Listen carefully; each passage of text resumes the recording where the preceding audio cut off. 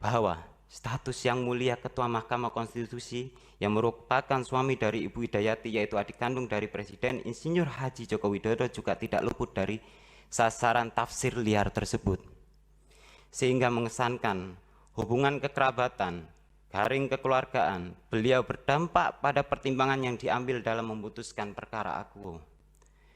Tentu kami para pihak terkait meyakini bahwa opini publik yang liar tersebut tidaklah benar dan hanya serangkaian gerakan politik kotor yang sedang mencoba merusak dan mempermainkan marwah Presiden Insinyur Haji Joko Widodo, Majelis Hakim Mahkamah Konstitusi, dan Wali Kota Solo Mas Gibran Raka Buming Raka.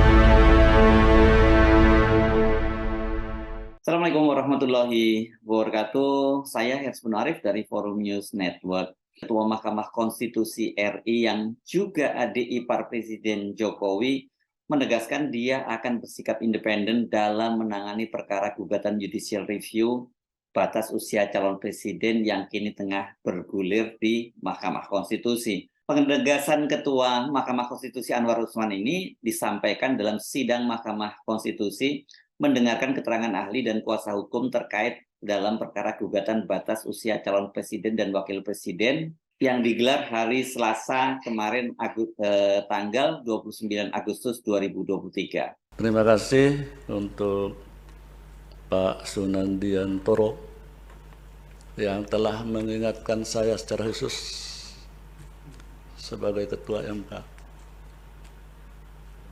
Begini, saya disumpah untuk duduk di sini demi Allah. Saya berkali-kali mengatakan bagaimana Nabi Muhammad SAW. Ya, jadi saya tidak bermaksud mendahului apapun putusan nanti, tetapi saya perlu sampaikan dan terima kasih karena menyampaikan beberapa tanggapan masyarakat. Katakanlah begitu kalau ada. Ya, Nabi Muhammad anaknya mencuri akan potong sendiri tangannya oleh Nabi Muhammad. Ya, gitu ya. Terima kasih untuk memberi pemahaman secara umum. Lebih khusus lagi tadi mengingatkan saya dan ya seluruh yang berpendapat seperti yang disampaikan oleh saudara. Dan kami bersembilan punya hak suara yang sama. Putusan Mahkamah Konstitusi bukan putusan Ketua Mahkamah Konstitusi. Ya, ini juga untuk pemahaman untuk seluruh siapapun yang mempunyai pendapat seperti yang dikutip oleh Saudara Sunandiantoro. Sekali lagi terima kasih. Pernyataan Anwar Usman ini dapat ditafsirkan bahwa pertama, dia menolak untuk mundur sebagai majelis hakim dan sekaligus dia bisa menjamin dia bisa tetap independen dan juga mengisyaratkan dia akan menolak gugatan tersebut untuk menjaga independensi dan kehormatan Mahkamah Konstitusi. Posisi dari Anwar Usman itu memang saat ini tengah disorot menyusul laporan dari mantan Wakil Menteri Hukum dan HAM Profesor Denny Indrayana ke Komisi Etik dari Mahkamah Konstitusi karena dengan keberadaan Anwar Usman di situ di dalam berbagai perkara gugatan terhadap judicial review batas usia calon presiden dan calon wakil presiden itu, maka dikhawatirkan ini tidak independen dan ada konflik of interest. Setidaknya sekarang ini ada 3 gugatan judicial review berkaitan dengan batas usia calon presiden dan calon wakil presiden itu, yakni yang pertama diajukan diajukan oleh Partai Solidaritas Indonesia, kedua Partai Garuda, dan ketiga oleh 2 orang kepala daerah kader Partai Gerindra.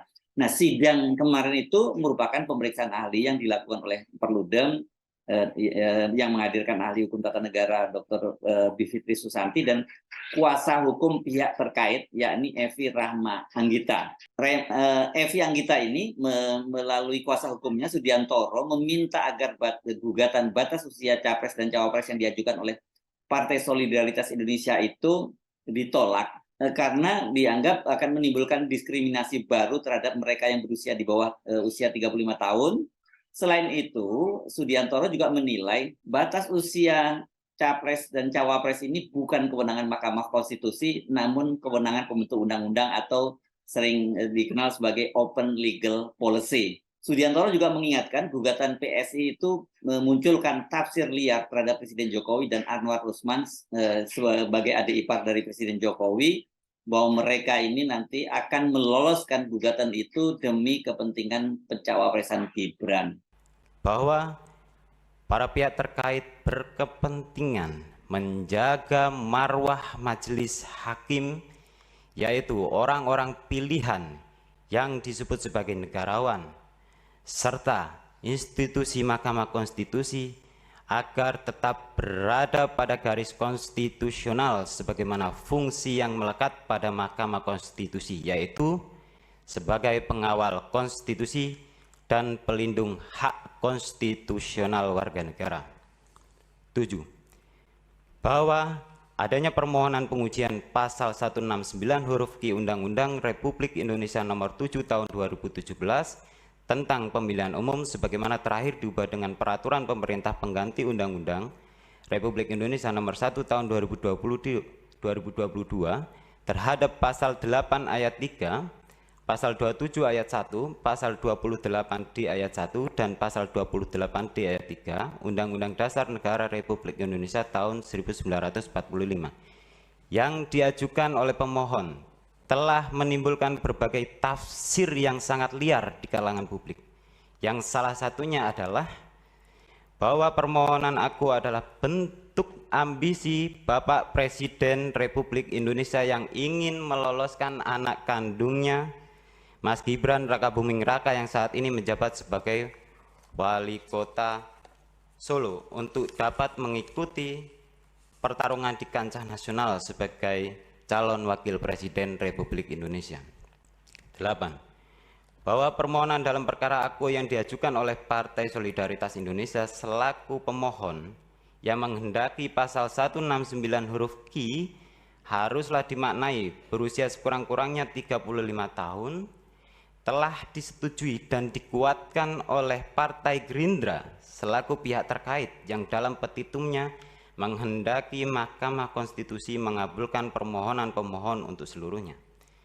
Padahal jika kita amati secara seksama, permohonan para pemohon tersebut juga telah menimbulkan diskriminasi dan hilangnya hak konstitusional warga negara Indonesia yang usianya kurang dari 35 tahun. Jika kita amati perkembangan sosiologi dan politik di Indonesia hari ini, sedikit kami singgung adanya informasi permohonan judicial review oleh beberapa pihak yang menghendaki batas maksimal usia capres dan cawapres menjadi 70 tahun. Ada respon menarik dari Wakil Ketua Umum Partai Gerindra, yaitu Bapak Habibur Rahman, yang geram atas permohonan tersebut. Dilansir melalui channel YouTube Metro TV, beliau mengatakan, agak aneh menurut saya, gugatan kok petitumnya ingin membatasi hak orang. Gugatan uji materi petitumnya bukan menuntut dipulihkannya hak konstitusional, tetapi menuntut pembatasan hak konstitusional orang lain. Menurut kami, menjadi aneh dan tidak konsisten jika kemudian dalam permohonan batas minimal usia capres dan cawapres dikehendaki sekurang-kurangnya 35 tahun dianggap tidak membatasi hak konstitusional orang lain. Sedangkan pembatasan usia maksimal capres dan cawapres 70 tahun dianggap membatasi hak konstitusional orang lain. Untuk itulah kami sebagai para pihak terkait dalam hal ini ingin menegaskan bahwa dalam politik kami mengharapkan para elit politik memberikan edukasi dan etika politik yang baik. Agar jangan sampai terkesan politik sedang mempermainkan hukum, dalam hal ini Mahkamah Konstitusi. Mengutip salah satu puisi yang berjudul Sajak Pertemuan Mahasiswa yang ditulis pada tahun 1977 oleh Bang W.S. Rendra. Orang berkata, kami ada maksud baik, dan kita bertanya, maksud baik untuk siapa? Ya, ada yang jaya, ada yang terhina, ada yang bersenjata, ada yang terluka, ada yang duduk, ada yang diduduki, ada yang berlimpah, ada yang terkuras. Dan kita di sini bertanya, maksud baik saudara untuk siapa?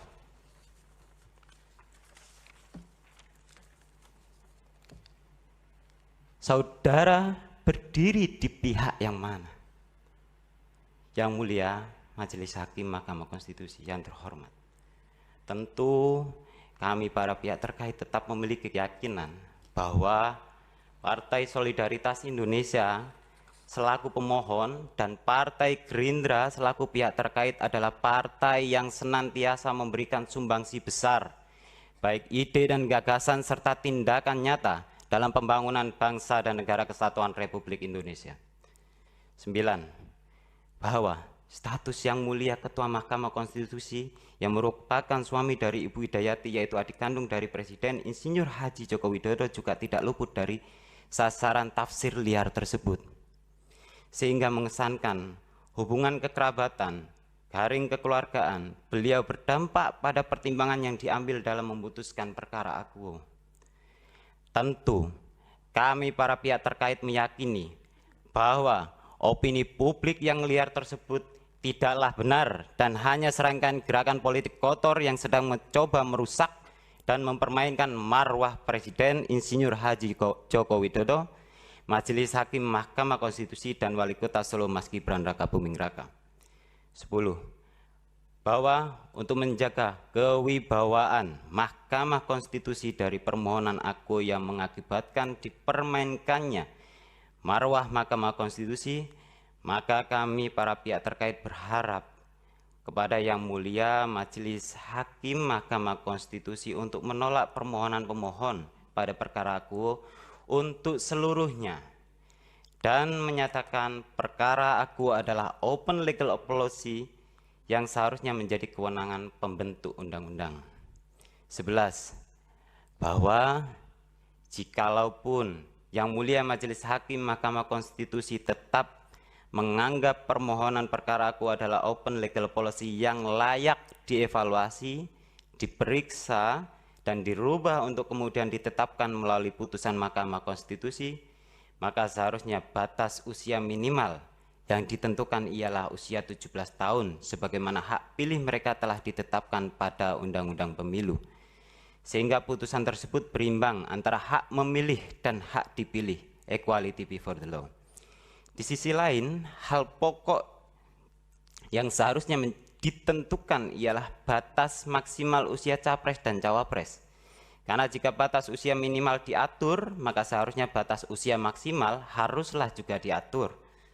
Penentuan batas usia maksimal pada persyaratan capres dan cawapres juga bertujuan untuk mendapatkan presiden dan wakil presiden yang memiliki kesehatan secara rohani dan jasmani, sehingga produktivitas dalam menjalankan kinerjanya dapat optimal.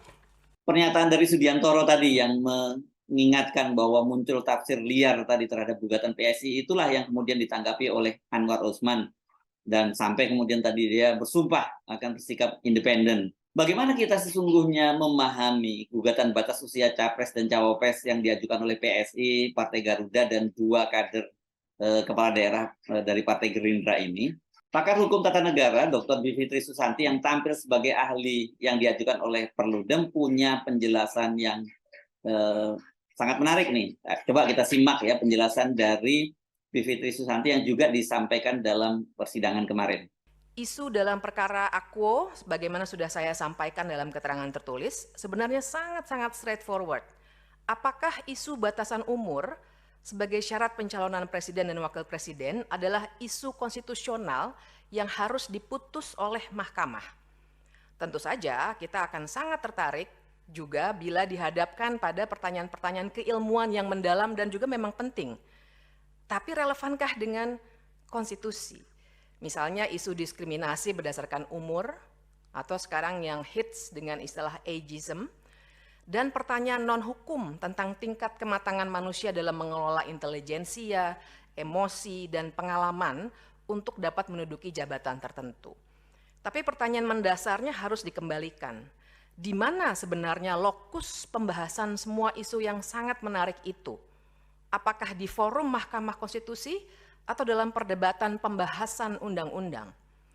Jadi dalam keterangan ini argumen saya juga sangat lugas, yaitu batasan umur sebagai syarat pencalonan presiden dan wakil presiden bukanlah isu konstitusional, sehingga Mahkamah Konstitusi harus konsisten dengan putusan-putusannya selama ini mengenai kebijakan hukum terbuka atau open legal policy.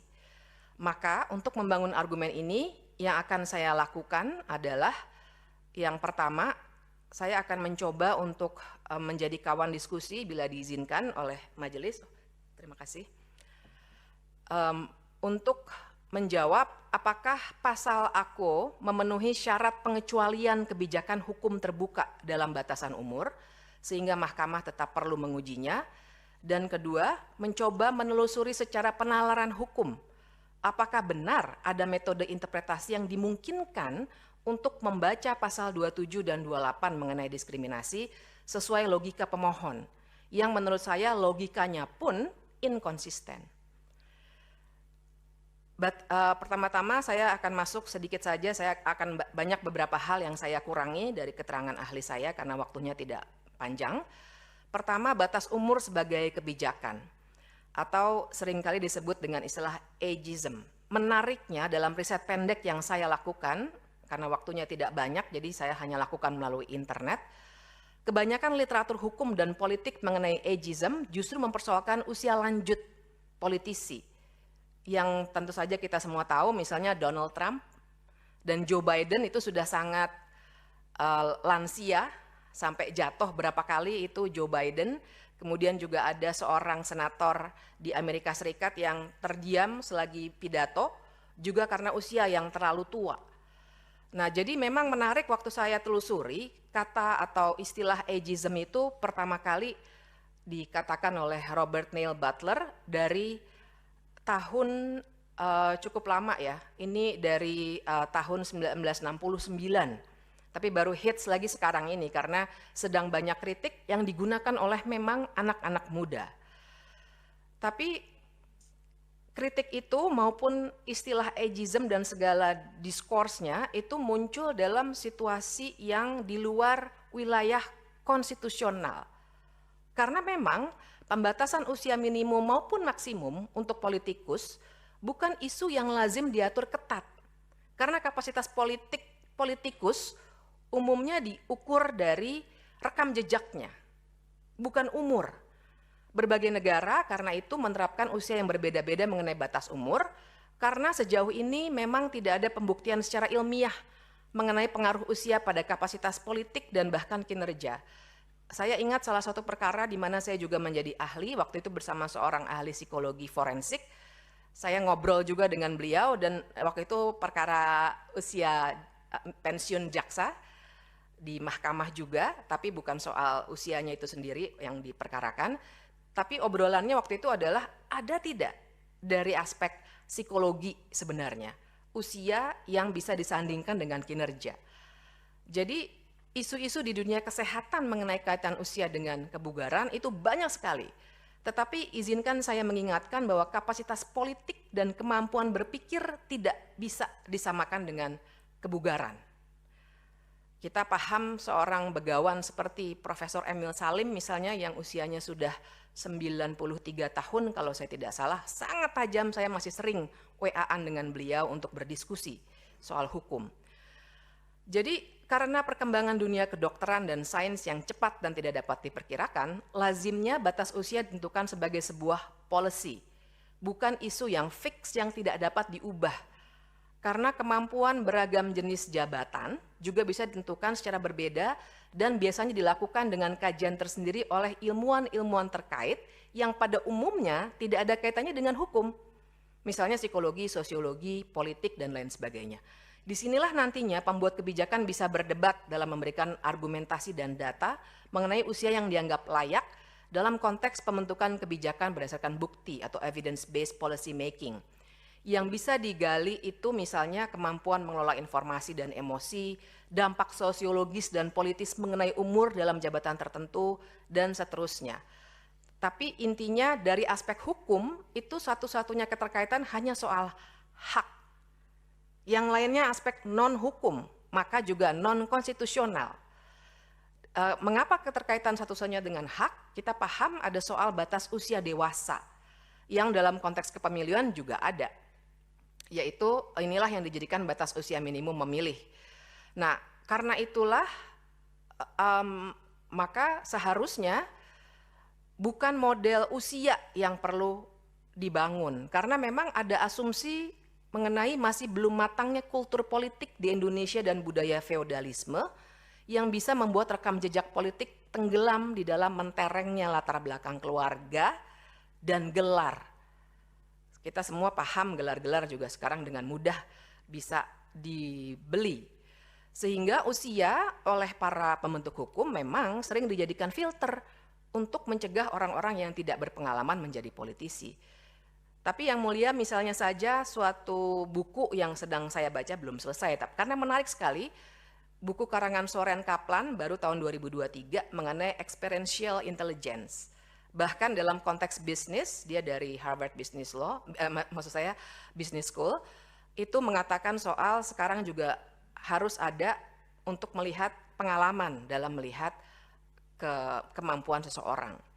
Karena itu, yang mulia, perdebatan mengenai batas usia minimum untuk dipilih harus dibiarkan berada dalam wilayah kebijakan, bukan dipindah ke wilayah konstitusional.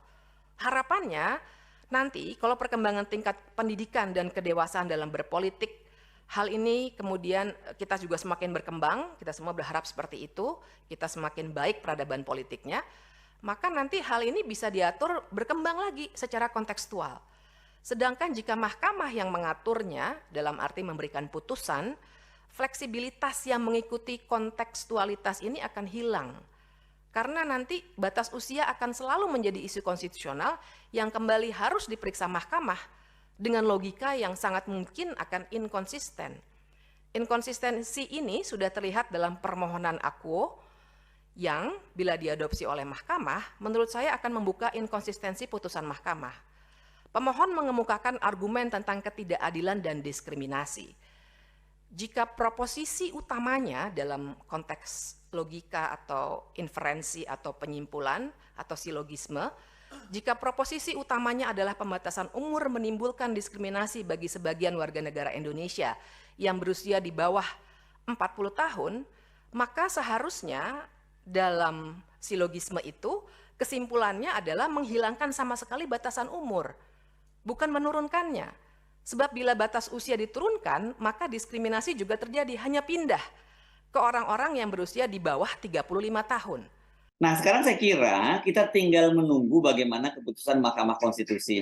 Sangat jelas bahwa pengaturan usia capres dan cawapres ini memang tidak ada kaitannya dengan masalah konstitusi. Jadi ini bukan kewenangan Mahkamah Konstitusi untuk menanganinya, karena kan Mahkamah Konstitusi itu kan biasanya menangani judicial review berkaitan dengan peraturan perundang-undangan yang bertentangan dengan konstitusi. Sementara kalau kita menyimak dari berbagai pendapat para ahli hukum tata negara, ini dan sebenarnya juga sudah pernah dikemukakan oleh Wakil Ketua Mahkamah Konstitusi Profesor Saldi Isra, ini merupakan kewenangan pembuat undang-undang. Karena itu memang harusnya Mahkamah Konstitusi menolak gugatan itu. Jika ternyata kemudian Mahkamah Konstitusi mengabulkannya, apalagi khususnya kemudian Anwar Usman berada dalam posisi anggota majelis hakim yang mengabulkan gugatan itu, yang tidak salah bila publik menafsirkan dengan tafsir yang disebut tadi tafsir liar, bahwa ini adalah upaya sistematis dari Presiden Jokowi dan keluarganya untuk meloloskan Gibran sebagai calon wakil presiden pada Pilpres 2024. Jadi kecurigaan dari Sudiantoro ini semuanya jadi terbukti. Saya Yusuf Arif dari Forum News Network. Sampai jumpa lagi. Wassalamualaikum warahmatullahi wabarakatuh.